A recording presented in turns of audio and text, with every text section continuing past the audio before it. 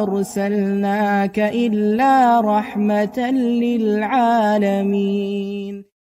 السلام علیکم ورحمۃ اللہ وبرکاتہ۔ ہم لے کر آئے ہیں آپ کے لیے ایک زبردست پروگرام۔ اس میں ہم جانیں گے نبی کریم صلی اللہ علیہ وسلم کی زندگی کے بارے میں، لیکن اس کے لیے ہمیں ٹائم ٹریول کرنا پڑے گا، ماضی کی سیر کرنی پڑے گی، رسول اللہ صلی اللہ علیہ وسلم کے گھر اور ان کے شہر جانا پڑے گا، اور وہ ہم جائیں گے کہانی اور واقعات کے ذریعے۔ ہم دیکھیں گے کہ 1500 سال پہلے نبی کریم صلی اللہ علیہ وسلم جب اس دنیا میں تشریف لائے تو وہ دنیا، وہ وقت، وہ لوگ، سب کچھ کیسا تھا؟ آج تو ہمارے پاس موبائل فونز ہیں، کمپیوٹر ہے، کیا اس دور میں بھی ایسی ٹیکنالوجی تھی؟ آج تو ہم گاڑیوں میں، جہازوں میں سفر کرتے ہیں، اس وقت لوگ کیسے سفر کرتے تھے؟ اس دور میں ہمارے پاس pizza, burger, fish and chips, بس آپ آرڈر کریں، فوراً سے کھانا گھر میں آ جاتا ہے۔ لیکن نبی کریم صلی اللہ علیہ وسلم کے زمانے میں لوگ زندگی کیسے گزارتے تھے؟ کیا وہ زندگی ہماری زندگی کی طرح تھی؟ کیا لوگ اسی طرح سیر کرتے تھے؟ یہ سب لوگ کہاں رہتے تھے؟ ہماری زمین کے بالکل درمیان میں ایک جگہ ہے، بیت اللہ، جو ہے مکہ المکرمہ میں۔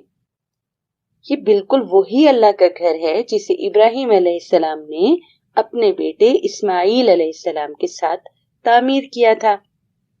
یہ عرب کا علاقہ ہے جو کہ حجاز کہلاتا ہے، اور یہ ایسا علاقہ ہے جہاں ریت ہی ریت ہے، بہت سے پہاڑی سلسلے بھی ہیں، لیکن زیادہ تر علاقہ صحرا ہے۔ اس میں سینڈ ڈیونز ہیں، اور موسم انتہائی گرم، شدید گرم ہے۔ دن میں تو لو چلتی ہے اور رات میں مسافر سفر کرتے ہیں۔ پورا سال موسم اسی طرح گرم اور خشک رہتا ہے۔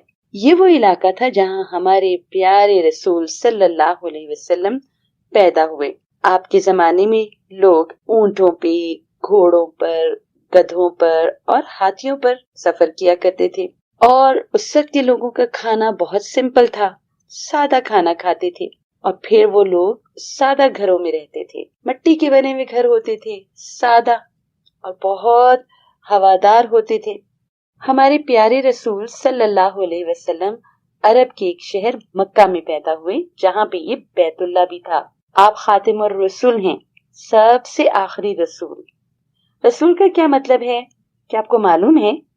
اللہ سبحانہ و تعالی نے اپنے بندوں میں کچھ خاص لوگوں کو چن لیا ہے، جنہیں اللہ کے پیغام کو پہنچایا جاتا ہے، اور یہ پیغام وہ سب لوگوں تک پہنچاتے ہیں۔ ہمارے رسول صلی اللہ علیہ وسلم تو بہت ہی اسپیشل ہیں۔ اس زمانے میں موبائل تو تھا نہیں، زوم میٹنگ بھی نہیں ہو سکتی تھی، اسکائپ میٹنگ بھی نہیں تھی، تو یہ پیغام رسول اللہ تک کیسے پہنچایا جاتا تھا؟ اللہ تعالیٰ کے پیغامات ایک مقرب فرشتے جبریل امین کے ذریعے بھیجے جاتے تھے، اور یہ اللہ تعالیٰ کا حکم تھا کہ سب دنیا کو بتائیں کہ اللہ تعالیٰ بس ایک ہی ہیں، اور رسول اللہ صلی اللہ علیہ وسلم اللہ کے آخری نبی اور رسول ہیں۔ آپ کا پیغام کیا تھا؟ اللہ تعالیٰ نے آپ کے لیے کیا پیغام بھیجا؟ کہ سب لوگ ایک اللہ کی عبادت کریں، کیونکہ لوگ تو اس وقت سورج کی، ستاروں کی، آگ اور بتوں کی عبادت کرتے تھے۔ یہ بہت بڑا گناہ ہے، اللہ تعالیٰ سخت ناراض ہوتے ہیں، اور آخرت میں اللہ کے علاوہ عبادت کرنے والوں کو تو بہت سخت پنشمنٹ بھی ملے گی، اور وہ سزا یہ ہے کہ اللہ تعالیٰ اسے جہنم کی بہت بڑی، بہت گرم آگ میں ہمیشہ کے لیے پھینک دیں گے۔ رسول اللہ صلی اللہ علیہ وسلم تو نبی الرحمہ ہیں۔ آپ تو لوگوں کو بتاتے ہیں کہ اللہ آپ سب سے بہت پیار کرتے ہیں، اور چاہتے ہیں کہ آپ شرک سے بچ جائیں، تاکہ آپ کو ہمیشہ کے لیے پیاری سی جگہ جو جنت ہے، جنت الفردوس، وہاں بھیج دیا جائے۔ رسول اللہ صلی اللہ علیہ وسلم سے پہلے بھی جتنے پیغمبر اور رسول آئے، سب کا ایک ہی پیغام تھا کہ صرف ایک اللہ کی عبادت کریں۔ جس نے اتنا اونچا آسمان بنایا، گھومتی ہوئی زمین بنائی، اتنے بڑے بڑے پہاڑ بنائے، بڑے بڑے درخت، روشن سورج، چمکتا ہوا چاند اور بارش، بادل، یہ سب اللہ نے بنایا ہے۔ اللہ تعالیٰ نے انسان، جانور، پھل، پھول سب کو بنایا۔ کس کے لیے؟ ہمارے لیے۔ اور ہمارا کام کیا ہے کہ ہم صرف ایک اللہ کی عبادت کریں، تاکہ ہم جہنم جیسی مشکل اور گرم اور سزا والی جگہ سے بچ جائیں۔ رسول اللہ صلی اللہ علیہ وسلم کے زمانے میں لوگ اپنے ہاتھوں سے بت بناتے تھے اور آگ کی بھی پوجا کرتے تھے، بتوں کی پوجا کرتے تھے۔ تو ہمارے رسول نے انہیں بہت نرمی اور پیار سے بار بار سمجھایا کہ یہ اللہ کا پیغام ہے، ایک اللہ کی عبادت کریں۔ لیکن لوگ تو بات نہیں مانتے تھے۔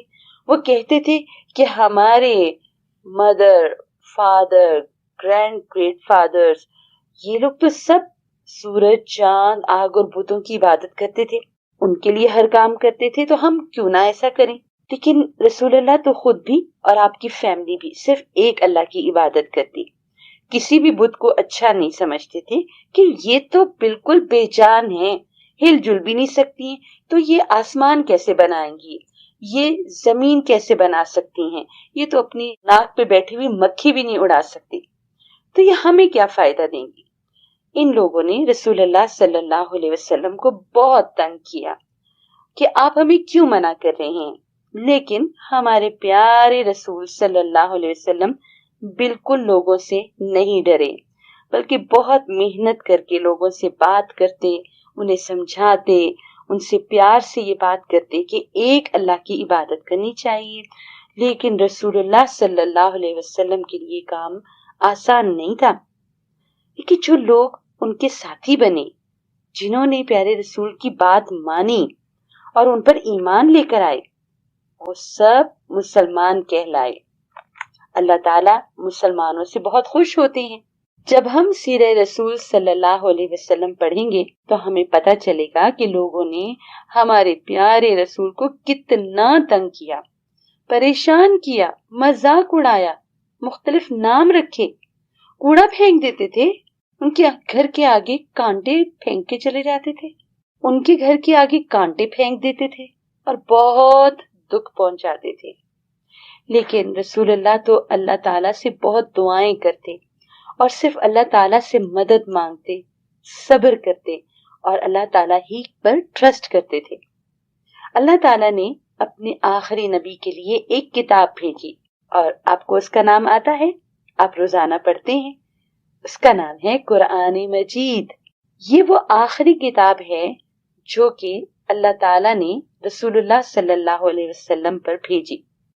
جو بھی حکم اللہ سبحانہ و تعالیٰ کی طرف سے آتا، جو جبریل علیہ السلام لے کر آتے، رسول اللہ صلی اللہ علیہ وسلم اس کو غور سے سنتے، اس کو فالو کرتے، اس پر عمل کرتے اور لوگوں کو بھی بتاتے کہ یہ اللہ تعالیٰ کا حکم آیا ہے، یہ اچھے اچھے کام کرنے ہیں اور ان کاموں سے بچنا ہے، یہ تاکہ ہم جہنم کی آگ سے بچ جائیں اور اچھے کام کر کے ہم اللہ تعالیٰ کو راضی کر سکیں۔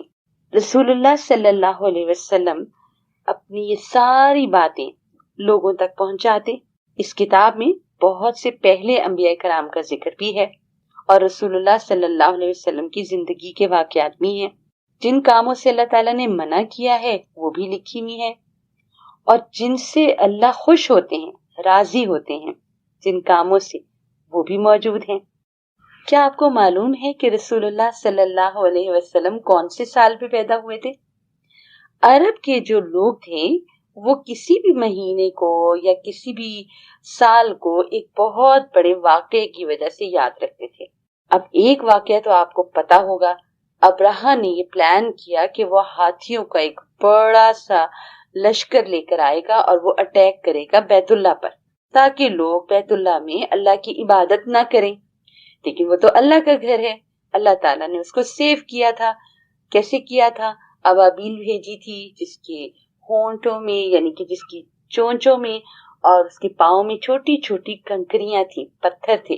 اللہ تعالیٰ نے اپنے گھر کی حفاظت فرمائی۔ تو عرب کے لوگوں کو یہ واقعہ بہت اچھے طریقے سے یاد تھا، تو جب بھی وہ یاد کرتے تو وہ کہتے ہاتھی والا سال۔ تو نبی کریم صلی اللہ علیہ وسلم ہاتھی والے سال، یعنی جس سال میں یہ واقعہ ہوا اس سال میں پیدا ہوئے۔ نبی کریم صلی اللہ علیہ وسلم کے بارے میں بہت پیاری پیاری باتیں ہیں۔ یہ تو ہمیں پتہ چلا کہ نبی کریم صلی اللہ علیہ وسلم مکہ المکرمہ میں وہاں پیدا ہوئے ربیع الاول کے مہینے میں، اور پھر جب آپ 40 سال کے ہوئے تو وہی آپ پر نازل ہوتی تھی۔ کون لے کر آتا تھا؟ جبرائیل علیہ السلام۔ تو اس طرح، لیکن آگے ان کی زندگی میں کیا ہوا، جب وہ پیدا ہوئے اس کے بعد کیا ہوا، تو بہت انٹرسٹنگ سٹوریز ہیں۔ انشاءاللہ آئندہ آنے والے ایک ساتھ میں ہم یہ تمام چیزیں جانیں گے تاکہ ہم اپنے پیارے نبی صلی اللہ علیہ وسلم کے بارے میں بہت کچھ جان سکیں۔ نیکسٹ ایپیسوڈ اگر آپ سننا چاہتے ہیں تو کیا کرنا ہوگا؟ جو آپ کا چینل ہے ذل نورین، اس کو لائک کرنا ہے، سبسکرائب کرنا ہے۔ جزاکم اللہ خیر۔ السلام علیکم ورحمۃ اللہ وبرکاتہ۔ ما أرسلناك إلا رحمة للعالمين.